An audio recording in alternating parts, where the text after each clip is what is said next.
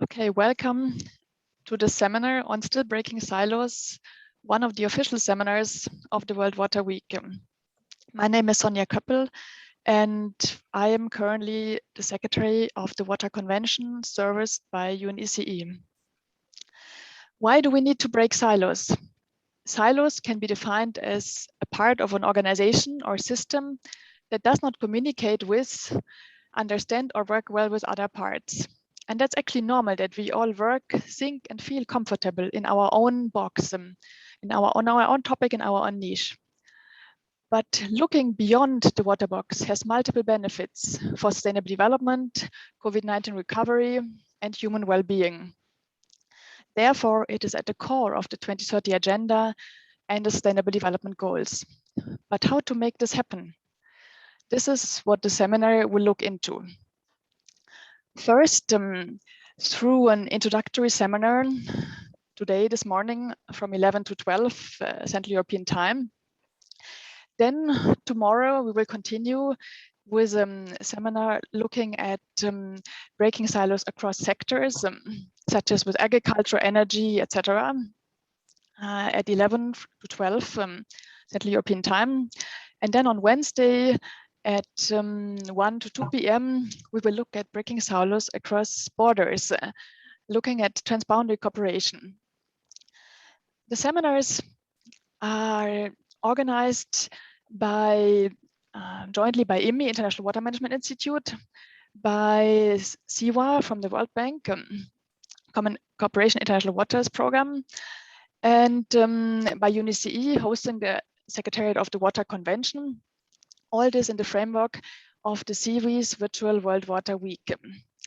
And the seminar is organized also together with the Scientific Program Committee, represented by Stefan Uhlenbrock from IMI, as well as Martina Klimes from SIWI. I would like to thank already all participants and speakers and co-organizers. And I would like to start now by handing over to Martina Klimes from SIWI. And Martina, let me ask you, what is the SPC and why do we still need to break silos? Thank you very much, Sonja, and hello and welcome everyone. What a wonderful opportunity to be able to see so many participants of the World Water Week from all different corners of the world. As said, I'm a member of the World Water Week Scientific Program Committee, and together with Stefan Uhlenbrock and also our young SPC member, Anna Devesa, we coordinated this seminar for you. And the Scientific Program Committee is a group of experts from all different sectors, and our main role includes development of the World Water Week thematic scopes and seminars. There are 9 seminars in total, and I really encourage you to also attend the seminars of our colleagues. And here we are talking in our seminar about breaking silos. So when we were designing these seminars together with Stefan, Anna, and other colleagues, we have asked ourselves, are we working effectively together across all sectors? Now we saw with the global pandemic that brought even more urgency for us to really work effectively together, to really think how can we make cooperation more effective and how can we build resilience faster. One of the main issues that I think is really about, it lies in communication. How do we communicate about crises and challenges towards the outside world and also within our communities? We see water as the connector, but we need to be more specific. We need to be focused on tangible examples. We need to think of tangible results, which will also be reflected in long-term strategies. We need to create space and opportunities for cross-sectoral cooperation in long-term program planning and strategies. We have now mechanisms for coordination during crisis, but we need to expand this to more long-term processes and policy planning. And very important aspect for this, it's really finding examples from the ground and local solutions. What can we learn from different communities? What are the values, key focal areas for different sectors working towards strengthening resilience? And this World Water Week is about the call for action. How can we support external actors that are trying to walk the talk in some of the most vulnerable parts of the world? We hope that our seminar will provide some answers and inspiration. And it is a great pleasure to introduce the first speaker. It's our keynote speaker, Jamila Seely. At 32, Jamila is an environmental professional, currently working as an assistant project coordinator at the Biodiversity and Conservations section of the Ministry of Environment and National Beautification in Barbados. Most recently, she fills the first ever seat on steering committee of the Global Water Partnership. So Jamila, the virtual floor is yours.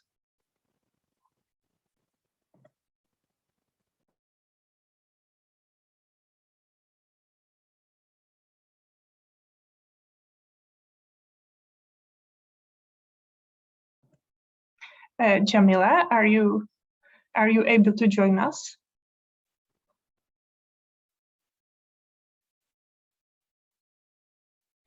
If we do not have Jamila here with us, this World Water Week, we will be facing these technical difficulties. It is very something we expect, but we will not give up, and we will still have an amazing week with many interesting sessions. And I think if Jamila is not here at the moment, then I would like to turn to our panel, and we will first start with Jessica Troell. Jessica is a senior attorney and director of International Water Program at the Environmental Law Institute.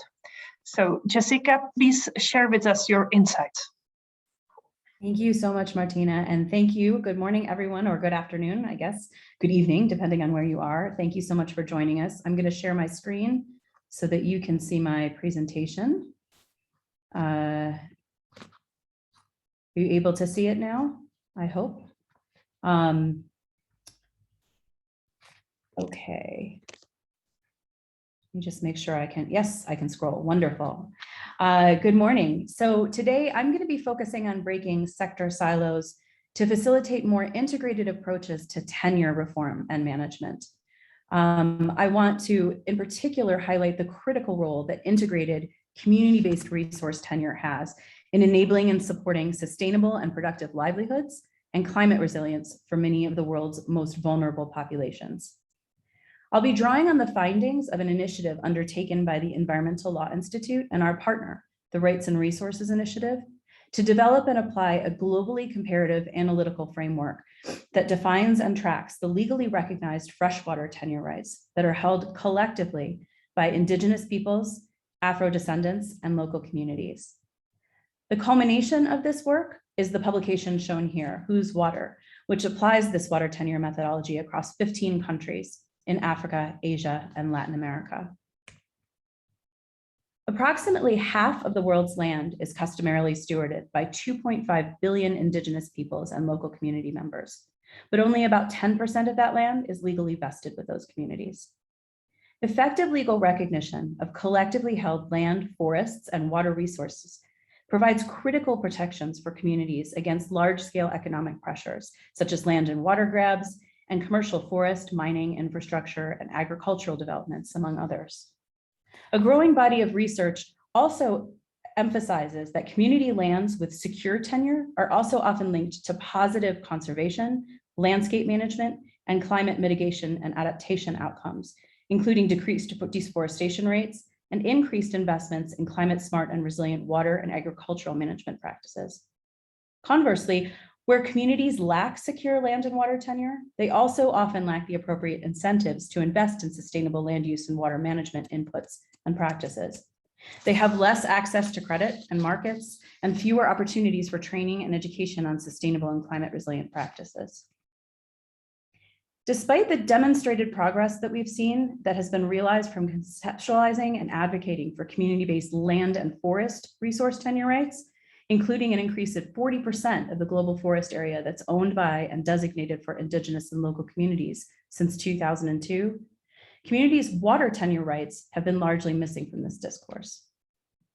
In order to fill this gap, ELI and RRI have developed a water tenure tracking methodology that applies a bundle of rights approach to define community-based water tenure regimes as an interrelated set of freshwater rights that, when held by communities as rights holders, form the basis of water security and promote communities' livelihoods, cultural vitality, sustainable development, and climate resilience. For the purposes of our methodology, where a community can legally hold rights to use fresh water and either govern those resources or exclude others from impacting or using them, they constitute what we call a community-based water tenure regime, or CWTR. And each of these CWTRs identified across the 15 countries were analyzed against the legal indicators shown here. And these reflect the bundle of rights that are essential to communities' water tenure: use, transferability, exclusion, governance, and domestic due process and compensation. Additional factors that were also assessed to provide context for understanding the security of the CWTRs, such as whether communities' water rights are dependent on the legal recognition of their land and forest rights, or whether their customary water rights are legally recognized. In the context of our discussion today, perhaps the most critical finding of the water tenure assessment is that communities' freshwater rights are dependent on their legally recognized land and forest rights in over 60% of the community water tenure regimes we identified. And in some countries, this land-water nexus serves as the only source of legal protection for communities' water tenure rights. And this is significant for a number of reasons.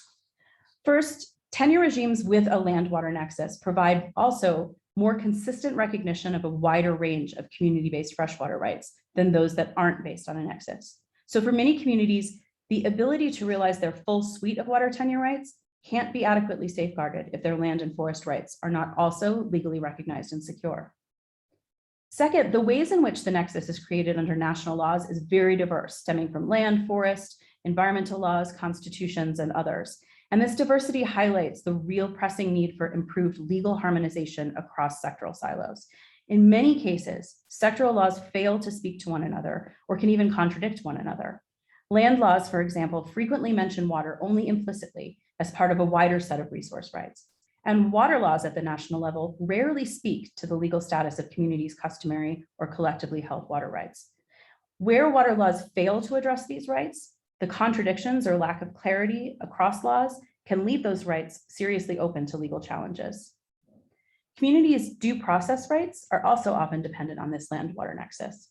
Due process rights to prior notification and consultation, where third-party actions can impact or extinguish communities' water tenure rights, and to compensation if they are infringed. Often these critical rights derive from broader environmental framework laws or land laws, which don't speak directly to communities' water rights. And without this clarity, again, communities lack the critical procedural safeguards that they need to protect their water rights in face of increasing competition and pressures on their water resources. And finally, another key aspect of the land-water nexus is that the recognition of communities' customary water rights is also often dependent on it, further underlining the need for integrated intersectoral approaches that explicitly recognize customary water rights, but also align them effectively with land and forest rights. Very briefly, the other finding I want to highlight is related to the need for more integrated approaches for the effective recognition and protection of women's water tenure rights in particular. Only 1/3 of the 39 tenure regimes that we analyzed acknowledged the governance rights for women within communities. And these, again, were very highly dependent on the land-water nexus. In other words, women's rights to take part in planning, decision-making, and conflict resolution around water in their communities are rarely specified in national laws and almost never in water laws. Without these specific legal requirements to engage women in water governance and ensure their equitable use rights, laws often only serve to reinforce existing gender inequities and discriminatory cultural norms. So very briefly, what can we take away from these findings, and what are some positive next steps that can be taken? The first is to focus on accelerating these legislative and policy reforms that are necessary both to recognize the full bundle of community-based land and water tenure rights, including their forest rights, and to harmonize sectoral laws to ensure effective recognition and protection of those rights. We also need to broaden awareness, speaking about communication across different stakeholders, and build consensus around the definition and role of water tenure, both generally and specifically in the community-based context, and promote integrated approaches to tenure management as central to climate mitigation and adaptation strategies. There is a clear and critical need to strengthen legal protections for Indigenous, Afro-descendant, and community women's specific water use and governance rights, and address the linkages between their land and water tenure. And finally, All of these initiatives will benefit from further applied research on climate conservation and livelihoods outcomes of increased community-based water and land tenure security to provide the critical evidence necessary for positive policy action. Thank you so much for your time and attention. Thank you very much, Jessica. This was most interesting, lots of fruit for thought. And now I'm very happy to tell you all that Jamila Seeley is with us, and I would like to give her the virtual floor. So Jamila, the floor is yours. We have to unmute you. Yes. Hi, good morning, everyone.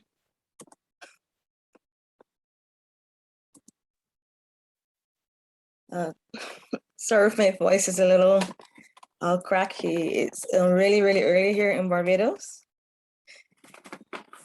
So I'm kind of now waking up, but good morning, everyone. Good afternoon, good evening, wherever you are. Welcome to World War II Week. And I hope that we have a good session and good sessions to come. Okay, I'm gonna do my presentation.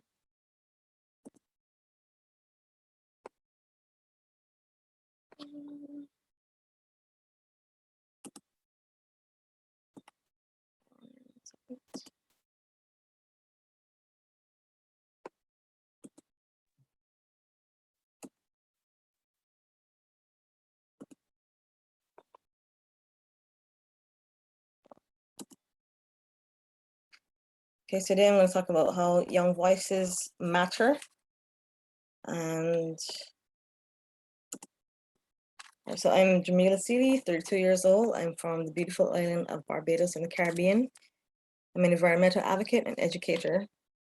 And I was always interested in climate change and environment from a very young age, as I grew up in a rural area in Barbados. I loved to play outside, and I was always curious about how nature was, like how it worked. Always curious about that.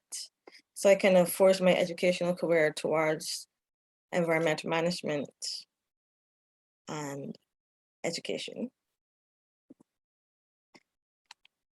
All right, so where I first learned about how important youth voices were was in 2013 when I was at a conference for small island developing states, and it was held here in Barbados, and it was my first international conference. Youth from all 6 regions came together and developed a youth statement. We took about 3 days and very, very long hours to come to a consensus on what we thought were the priority areas for youth. But somehow, water and climate change and other environmental issues were pretty hard to get a consensus on, which I thought was pretty strange, as we were small island developing states. And there was even one person from, I think, the Marshall Islands that said that they were drawing up salt water from their aquifers. And of course, water is a universal amenity, it's a human right. And what was interesting to me was one of us who was 15 years old, called Brianna Ferren. She was able to read a statement within the regular conference. So she's pictured here in this photo. And I actually met her again in the bottom photo in 2017 at the United Nations Framework Convention on Climate Change, the COP, that Fiji was the president, and it was held in Bonn, Germany. And to see someone that young doing stuff like that was amazing to me, because at the time I was 25 and I was just starting out with the youth advocacy. At 15, and I guess maybe most of us at 15 were not even thinking about doing these kind of things. So she was halfway across the world in my country doing advocacy. Next, in 2014, I was at my first global youth conference, which is the World Conference on Youth in Sri Lanka. And quite again, the environmental issues were really, really hard to be included into the youth statement. when I was in the breakout groups, only myself and another islander from Samoa, we were pushing the issue of climate change with SIDS in our assigned group. And the stuff that we wrote, which is in the second photo at the bottom, it was not included into the summary of day 2. And I wrote something about climate change and small and developing states on every single page. I wrote something on that. So to have it not included was pretty disappointed, but we definitely insisted that it should be there. And we found that mainly social issues were the most popular. So things like youth unemployment, sexual and reproductive health, stuff like that, but not things like water and access to water and climate change. But what we tried to get across to them was that climate change was a cross-sectoral issue. So here are just a few of the intrinsic vulnerabilities that SIDS have. So small islands already are vulnerable in their own ways. We are hurricane prone. All of the SIDS regions are prone to hurricanes and weather systems. We also have a heavy reliance on imports of food, fuel, and even water. We have very limited resources, including land and our small economies, and tectonic activity. Some are prone to volcanic and earthquake activity. So many islands are actually made from volcanoes. So there's some major impacts of climate change. We have sea level rise. Some islands are disappearing for many years. It can reduce the limited land space that we have, salinize the coastal aquifers, destroy infrastructure and more. Then we have hotter temperatures. I think in the last 10 years, like every year we're hearing this is the hottest year on record. So that is something that is quite amazing, that that temperature that has been recorded over time, that the last few years have been the hottest years on record. And that is on land and in sea and in the sea. And changes in precipitation. It is expected to cause longer dry seasons, increased rainfall, and hurricane intensity.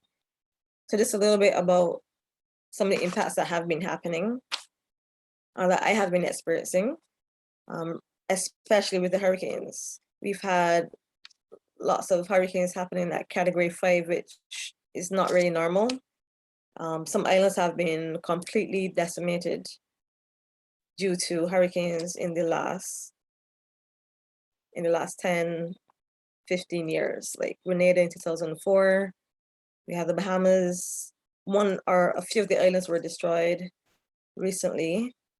I think we have maybe about 3 hurricanes or named storms right now in the Atlantic. And one in particular is Barbados. We haven't experienced a hurricane directly impacting us since 1955. And in July, we actually were hit by a hurricane. And my country, we are not ready for hurricanes, for sure. We have become complacent over time.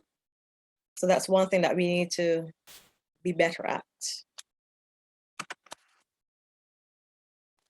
So of course, all of this is impacting youth and how we will see our future. So what can young people do? I think that young people should be the key players in development of policies for climate change and on-the-ground actions. And not only for climate change, for maybe all issues, especially environmental issues, since they're normally tossed to the wayside. We need to be heard. We need to ensure that we are heard by the governments and our communities. And we also need to raise awareness about all issues. We also need to increase our knowledge. People will not take us seriously unless we know what we're talking about. So you need to learn, get yourself educated, learn some more. There's so many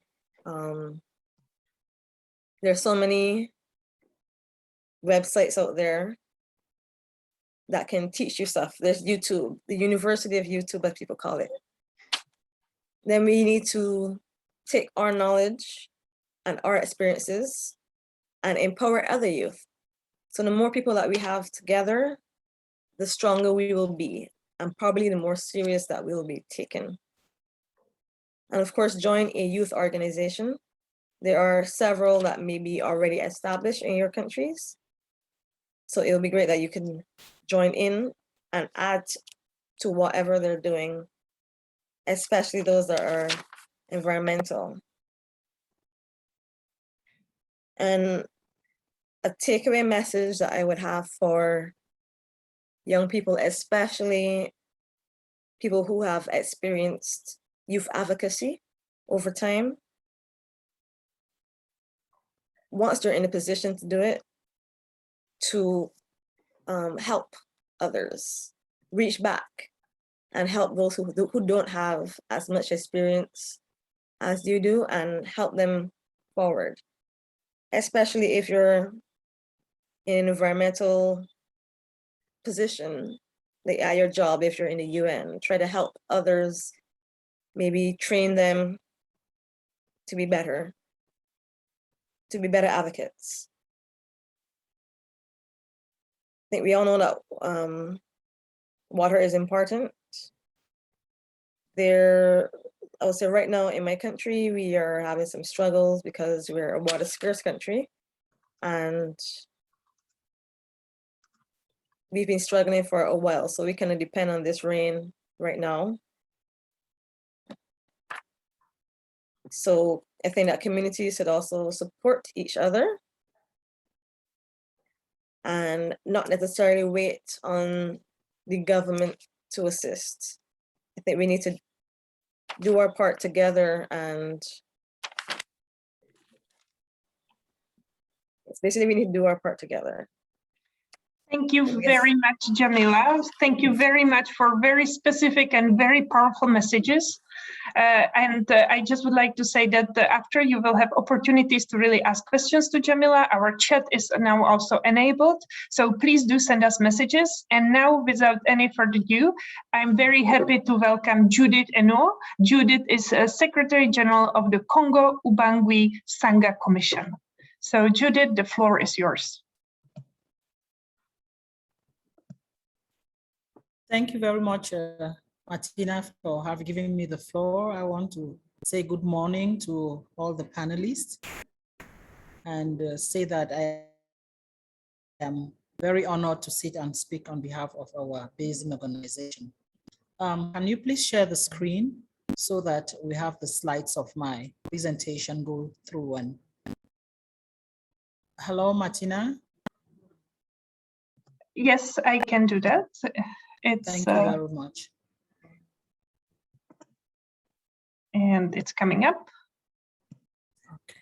And you have it there.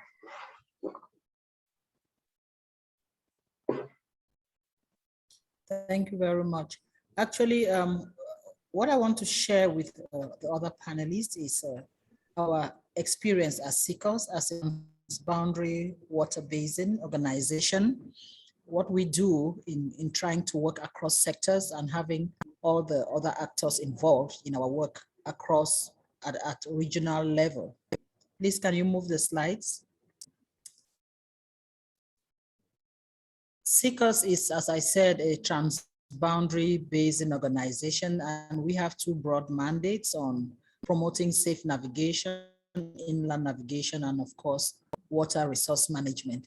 So within the context of our mandates, we work a lot with development partners who finance the activities or the projects that we execute. And so from my presentation outline, I'll just go through very briefly 4 major parts. My presentation has 4 major parts in which I'll try to give a bird's eye view of what we do and how we try to build synergy across the various uses of water resources within the basin, and of course, putting the key players to work together. Next slide, please.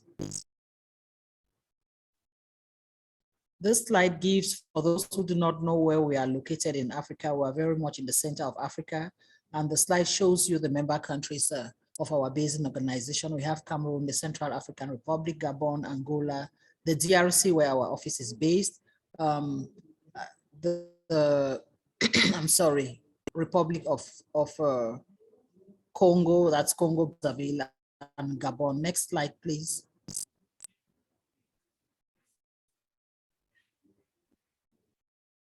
Next. Thank you. So I'm going to make a bird's eye view of 3 major projects we're executing now that show how we work with partners and the sectors in the field to improve our ability of sharing data and how we manage to encourage and promote sustainable use of the water resources and, of course, address challenges arising from climate change. The first one is the project financed by the AFD, the French Development Agency, and the French Fund for Environmental Protection. And through this project, of course, we try to encourage and improve mechanisms for data sharing to enhance sustainable use of water resources and, of course, address climate change challenges. And this fall in line with the various ODDs. We have 6, 13, and 15. Next.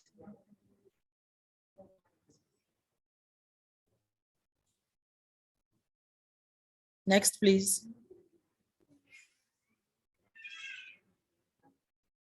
Thank you.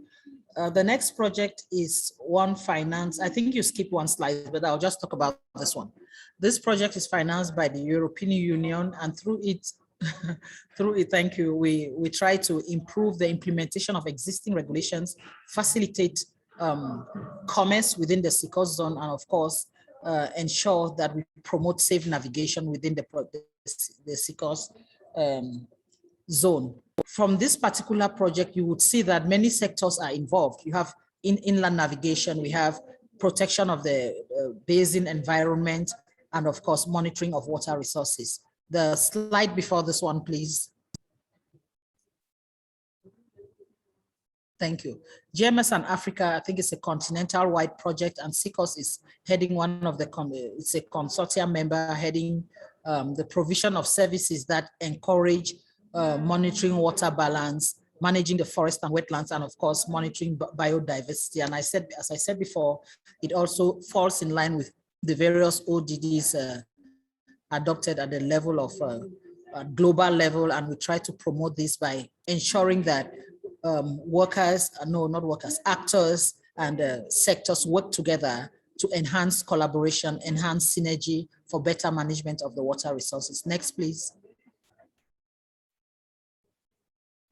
So I want to tell you the characteristics or the common ground among these 3 major projects that we are implementing presently. First of all, the projects are all multi-sectoral because we think and we believe that if we work multi-sectoral projects are more, it's easier to create a synergy and have actors work together. Through these projects, we have been able to build synergy amongst the stakeholders and of course the beneficiaries of the projects. The projects are realized both at national and regional level. So there's a kind of harmony that has been built around the projects, and they are inclusive. We work with government institutions, private companies, and of course with the civil society, especially universities. For the GMS and Africa project, we try to encourage and incorporate the youth. That is why we go down to the universities to make them become aware of certain challenges that are linked to climate change and managing water resources. Next, please. Thank you. This slide, we want to share the challenges. Of course, it hasn't been easy for us. What lessons did we learn in the process? And of course, make some recommendations. The first challenge we have is that there's a lot of difficulty in managing data, the collection, transmission, and sharing of data, because we still have to inculcate into our partners, into the stakeholders and the various actors that for better results, for everybody to be on the same platform in terms of information and knowledge, there is a need to share data, both coming from the various countries and amongst the countries at the regional level. The lessons we learned was that the best way of achieving that result was to put in place consultation platforms. So at SICOS, we have been able to build in each member country what we call the national consultation platforms, wherein we bring actors from the various sectors together to make them share their experiences, share information, share data, and of course, good practices. And of course, we have another platform at regional level where we regroup all the various actors from the various countries within a common platform for better management of water resources and information. And one recommendation that we have is that there is a dire need for high-level engagement and data sharing. We shall never stop talking about that. It is very important. And the engagement must be there. The ability of sharing data and learning from each other.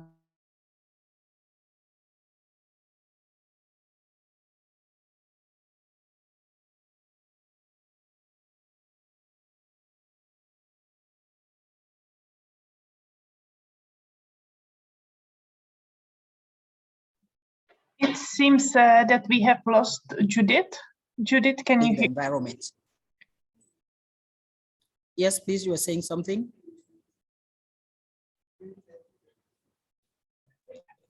No. Next, please. Next, please.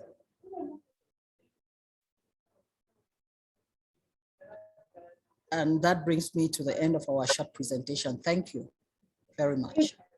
Thank you very much, Judith. Thank you very much, especially for highlighting very specific needs and very specific lessons learned. And now,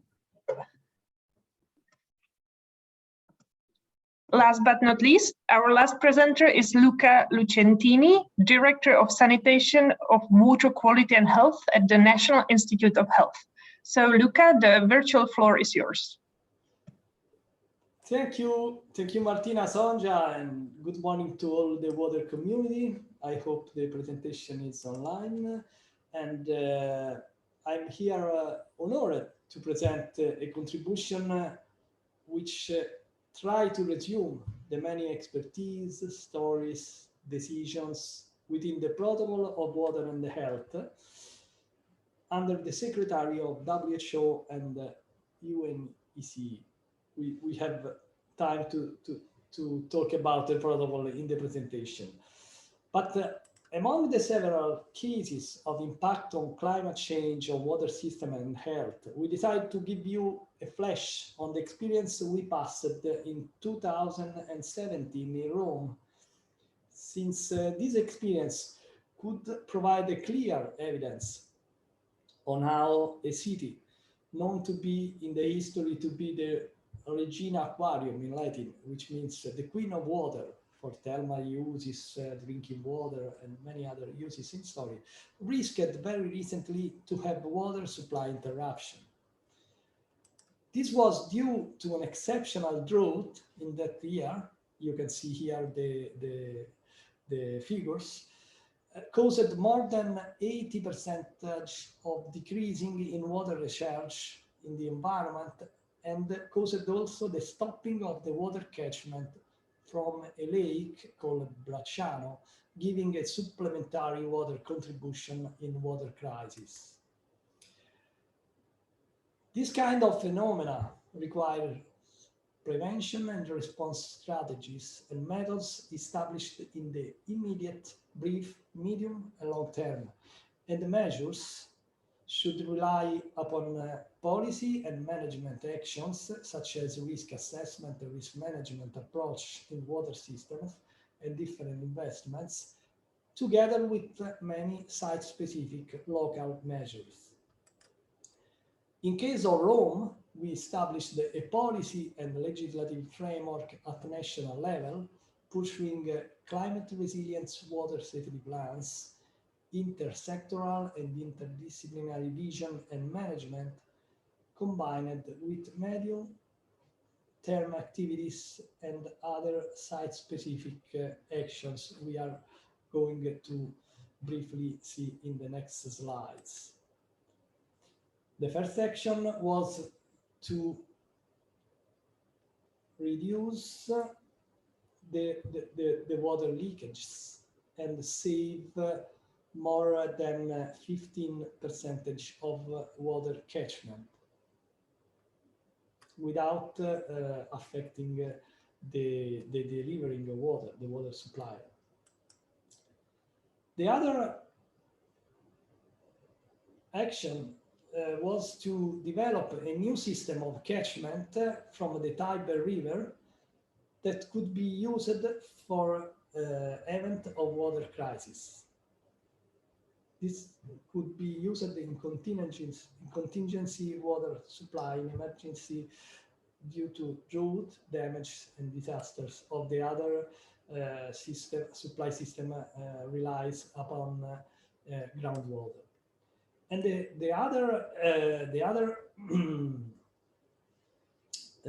action was that the use of drinking water for purposes other than human consumption is being dramatically reduced by the introduction of reuse of reclaimed water for irrigation of gardens. You know that Roma is the greenest water urban site in Europe, so we have lots of green areas.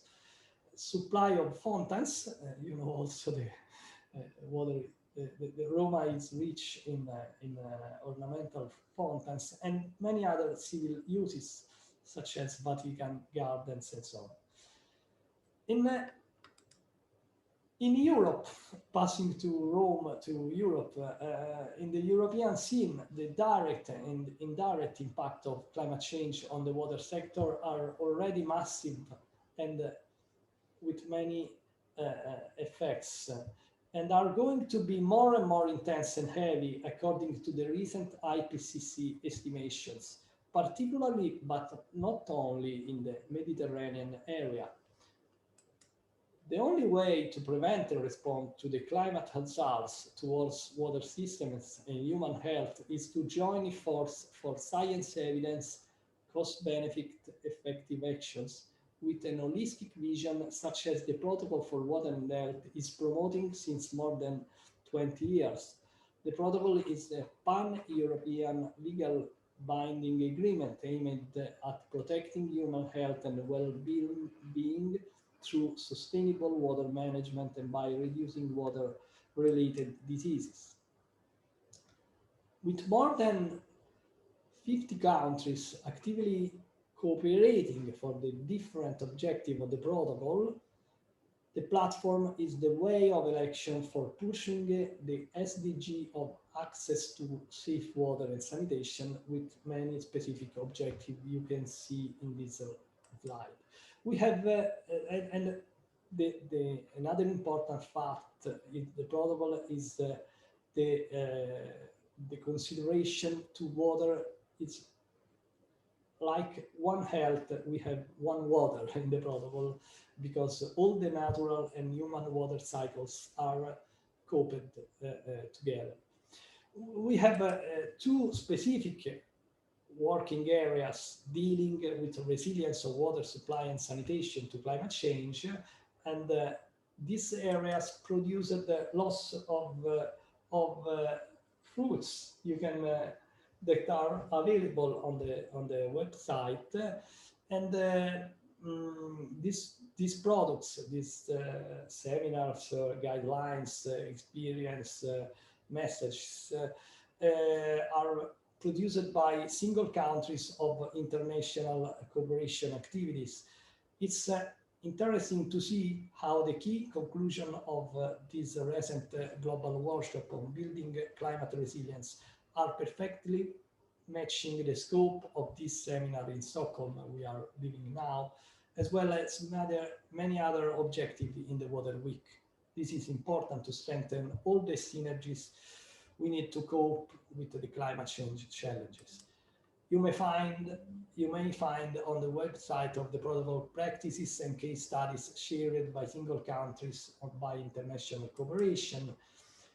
An initiative I want to mention here, grown and shared within the protocol, has been also the message Italy launched for the G7 Health Summit focused on water sanitation in 2017.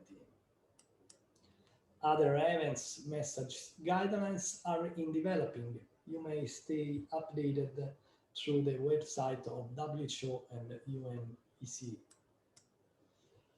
Going to our key message in conclusion, we may say that climate change is a global phenomenon which requires international, national, regional policy actions, but the impacts of climate change are dramatically local, and this requires parallel site-specific multi-directional solution in prevention and response within the national framework we mentioned before.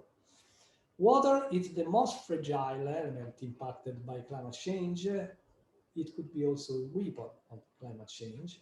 Climate change acts as a crisis multiplier for water systems in all the countries, and more importantly, impact of climate change on access to water means direct or indirect impact to human health.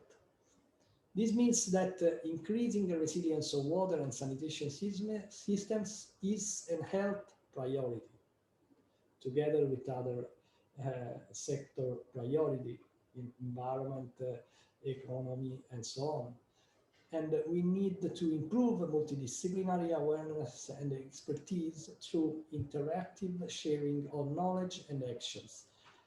But in a nutshell, we can say that protocol and SIWI, Water Week, and many other operations converge to the message to still breaking silos together to actions across sector, across boundaries. Thank you so much for your attention. Thank you very much, Luca. Very interesting presentations, and thank you very much for highlighting very specific example. And it is a pleasure now to hand over the baton to my colleague, Rachel McDonnell from IFMI, who will moderate the discussion. So Rachel, it's all on you now. Thank you, Martina. And what a fascinating set of silos. I mean, we think about silos in so many different ways, and we've had great examples. So Martina and Sonia, you really set the scene of what is a silo, what are some of the problems with it. And then we heard from Jessica about indigenous rights and the silos around that.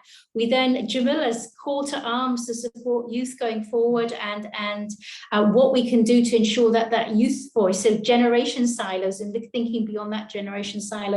And Judith, inspiring developments in the Congo Basin, and you brought great knowledge and really good practical steps on how to break down some of those silos.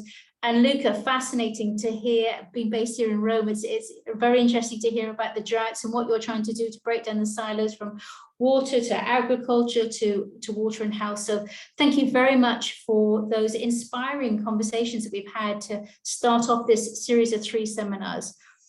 Please do add your questions to the chat. So thank you very much, Stefan. I really like this question that you put up. And it's a question to all of our speakers, particularly our main panelists there.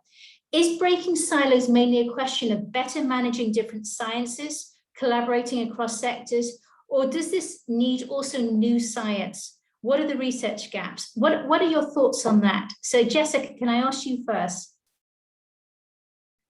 And yes, please, all speakers, I welcome you turning on your cameras so we can see all of you. Sure, thank you so much. No, it's a terrific question. And I would say that especially with respect to the tenure specific work that I was talking about, there actually is a lot of research that still needs to be done, a lot of new knowledge that needs to be created around sort of the policy imperatives that can be driven specifically by understanding what are the actual livelihoods and climate resilient outcomes of strengthening tenure for communities and individuals, but specifically what we were talking about today for the most vulnerable populations, for communities. And we've seen some of that work starting to emerge around biodiversity conservation in community lands, forest protection, but the water piece is largely missing, both on water tenure itself and really a greater understanding of what it is and how it can be applied, but what are the specific outcomes of strengthening community-based water resource rights within that tenure context for sustainable livelihoods and climate resilience in particular. And I think that's something that new knowledge that we really, really need to see in applied research. Thank you. Thank you, Jessica. And the fact that water, as you're saying, is left out of here. And Jamila, you've been telling us that water is often left out, even the youths are not sort of engaging and grabbing that water. What do you think of the silos, Jamila? Do you think it is we need new research? Do we need to think differently, or is it about just facilitating better collaboration? Jamila? Okay, I was thinking of thanks, Rachel. I agree that should have boy, I lost my train of thought. Can you please repeat? Just give us your train of thought. I mean, the question is about, you know, how because do we need to think about different systems, manage different systems? Is it about collaborating cross sectors, or does this also need science or research from you? And you were telling us about the difficulties of having your youth, your youth colleagues really getting water into the outputs that you were saying. What is it that's stopping that they're breaking down those silos? Okay, I think that people were mostly focusing on like youth unemployment, health, and that kind of stuff, which I think are most important, but things like water, climate change, stuff like that are cross-sectoral, like we cannot do without water. And I also think that science and research is always welcomed. It's always needed to find out what the problem is so that we can find a solution to the problem. Okay. That's my thoughts right now. Thank you. Thanks, Jamila. And Judith, we were talking about science and data. You talked about data and data management. What was some of the challenges there? Does it need different data? Was it a technology difficulty that you had there, or was it the data that was different? Judith?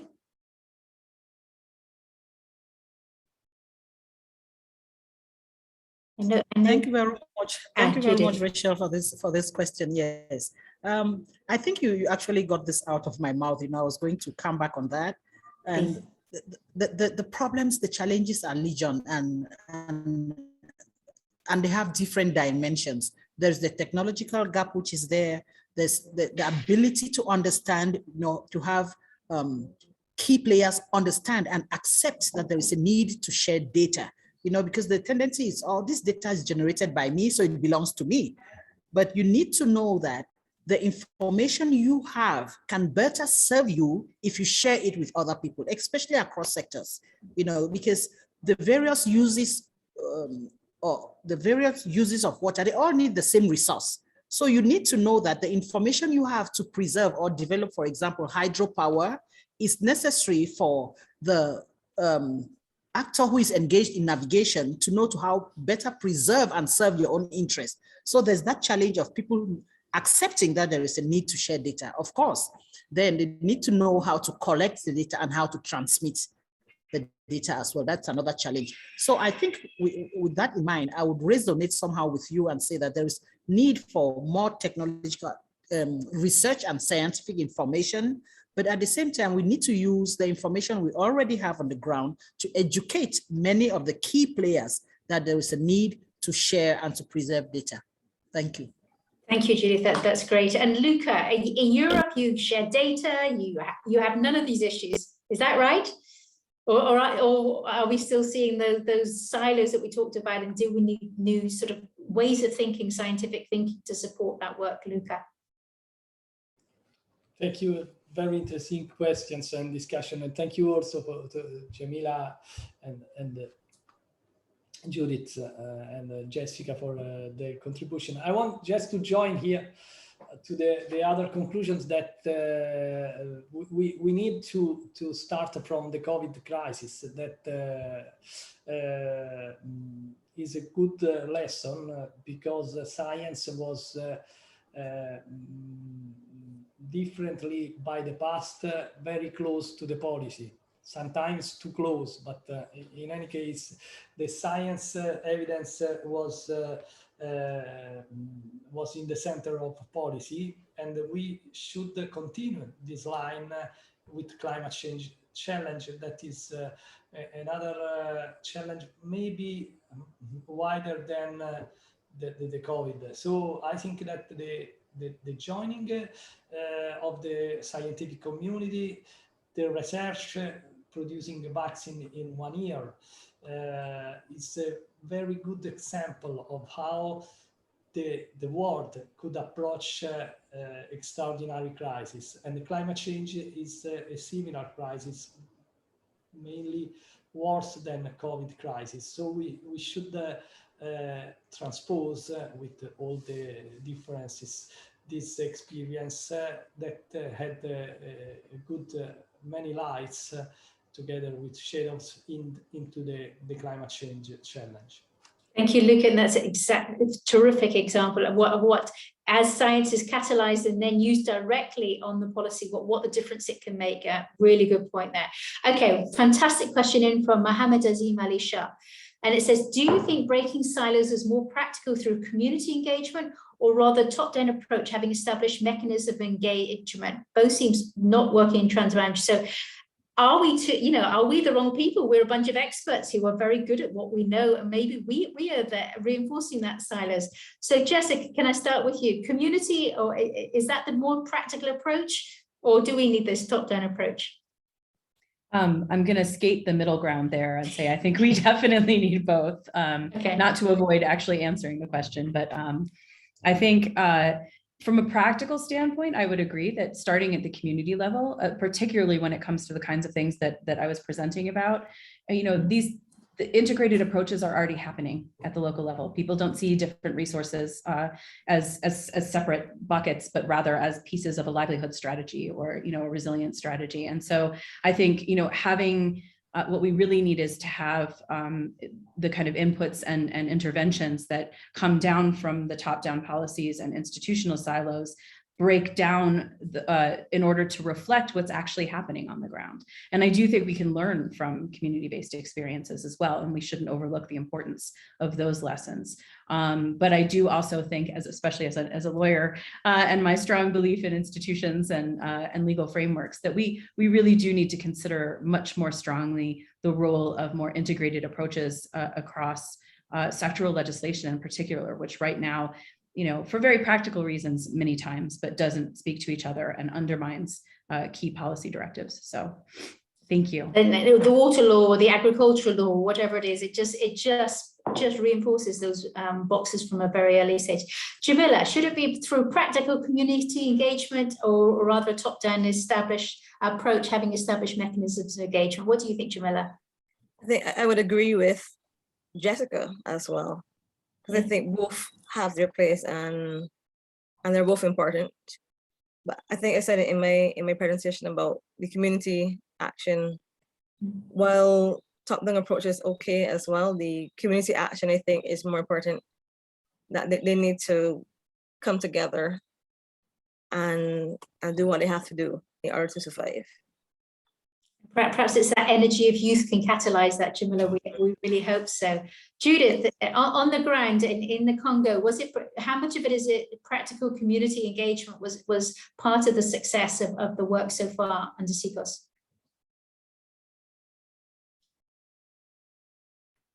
Very, very, very important, I must assure you, because, the work we do is not for us, it's for the riverine population. They need to benefit from it. And if you get them on board at the very inception, they get detached from what you're doing and they wouldn't collaborate with the efforts. I'll give you an example.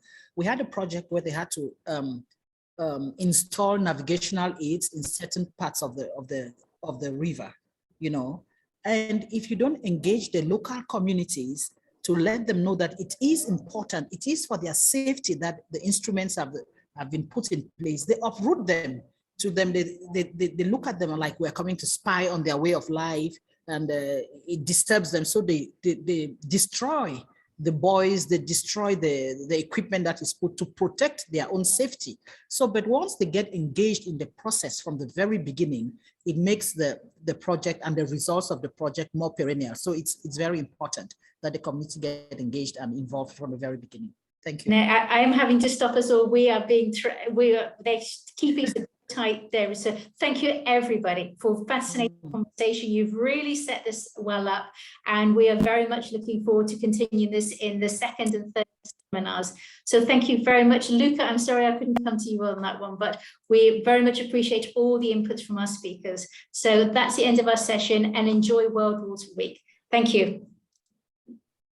Thank you very much. Hi, Jamila. I love your backdrop. Thank you. Thank you, everyone. Bye, bye, everyone. Okay, bye. Very much. Bye, everybody. Bye bye. Thank you very much and see you on Tuesday and Wednesday. Okay, bye.